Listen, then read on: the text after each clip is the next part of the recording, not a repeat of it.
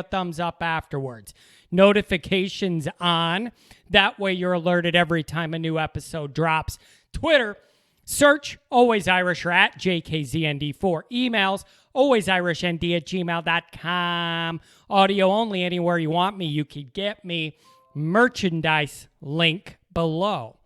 So, the title of this video is The Future is Now for Notre Dame. Lots of large-scale changes are coming to college football. We've covered the change in the playoff structure, the positives and negatives as it relates to ND in that regard. So that's obviously one major scale change that's coming. Another one is something I did a show on a few months ago about how important I think it's going to be for Notre Dame to get ahead of.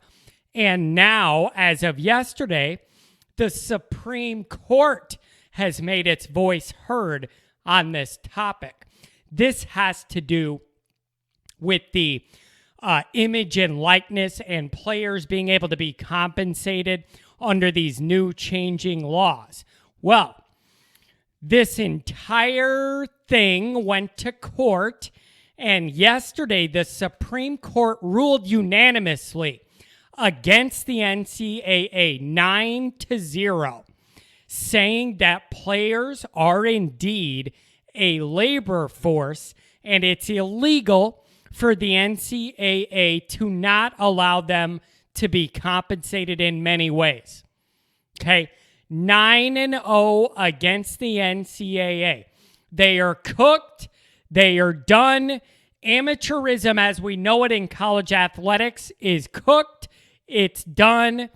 Go away, NCAA. We no longer need you for anything. We don't need them. The playoff is a separate entity that sets that all up and runs it. The disciplinary area, how much of it is irrelevant now that you can allow guys to get paid? Go away. We don't need you for anything. Okay? So, with this ruling, this image likeness thing, people being able to be compensated, all of that, it's all coming. Now, what form will it exactly look like? How do you determine these compensation levels? Exactly what's allowed? Who's able to get what or not? What happens with Title IX in women's sports where you have a quarterback at Alabama making all this money? What about non-revenue generating or women's sports? What? I don't know. So I don't know exactly what forms this is all going to take, but it's clear that after the Supreme Court ruling, this is happening. Okay? This is happening. Now is the time. I need Notre Dame to build out what I wanted them to do before. Okay? I talked about Notre Dame needing to get ahead of this curve. This is the future. I didn't want us to be behind it. You got to embrace it, be ahead of it.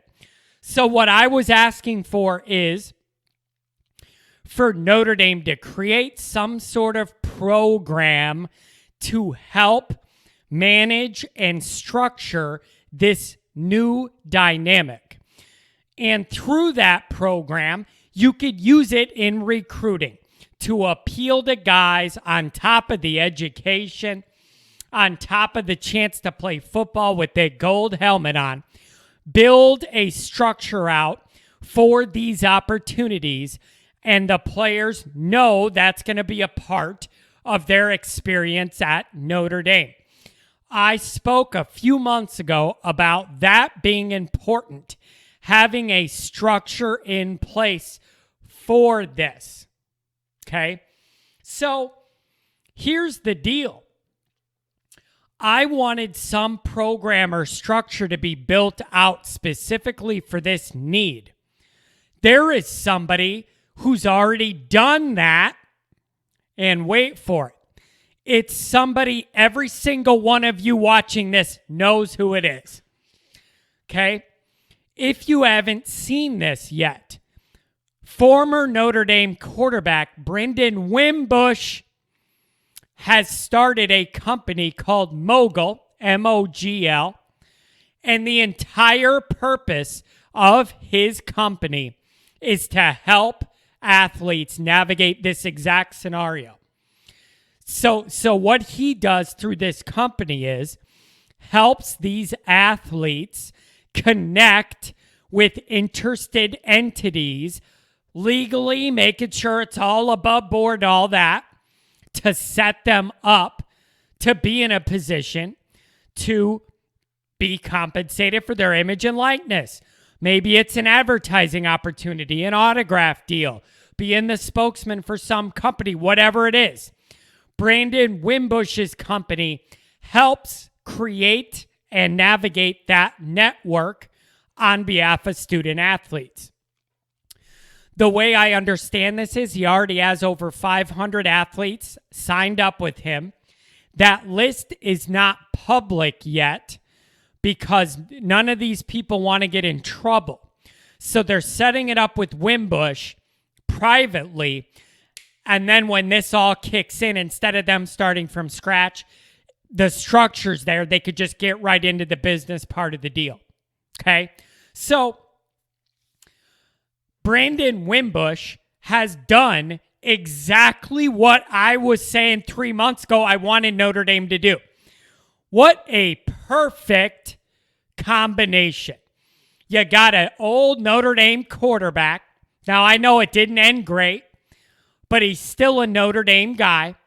He's created the structure I wanted Notre Dame to create. Reach out to Brandon Wimbush. Say, we want to work with you. We want to be an extension, a partner with you in this regard. Get him back involved. He started the first company doing exactly what I wanted Notre Dame to do.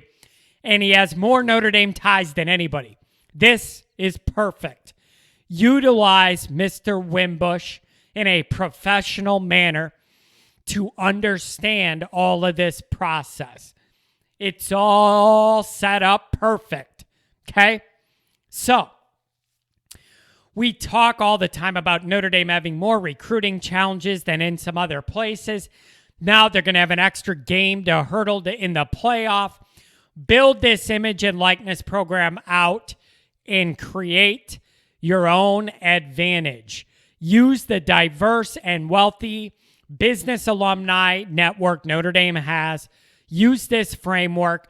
Bring Brandon Wimbush's company in. Link up with them. Get this thing going and create your own benefit and recruiting advantage. We are never going to be able to recruit as freely as many of these schools.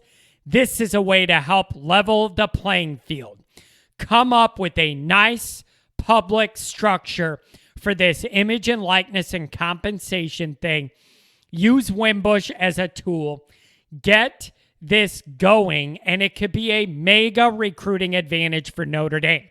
Most schools do not have the resources Notre Dame has to set this all up and make it run smoothly.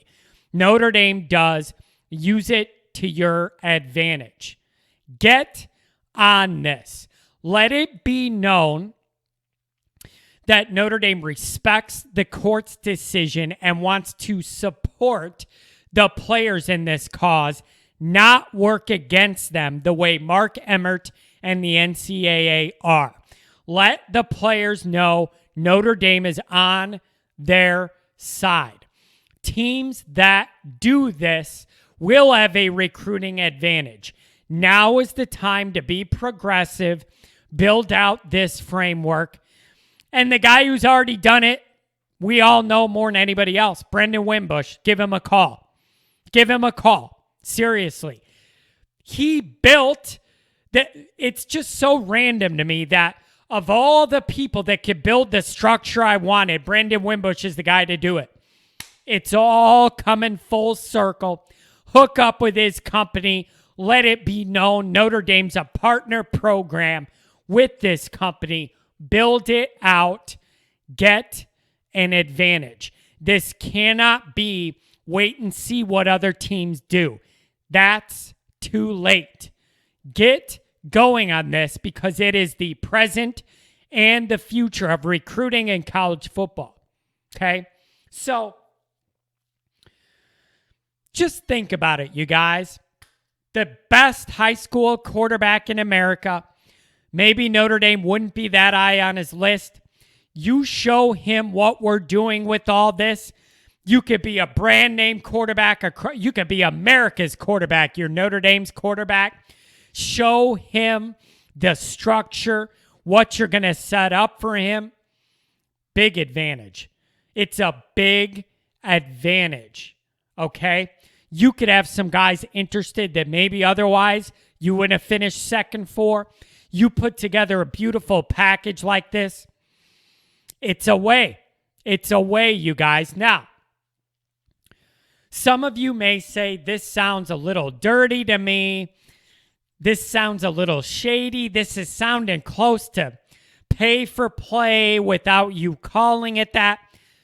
You guys, it's not wrong. It's all legal now. There is nothing to feel shady or bad about. This is all going to be legal. Okay?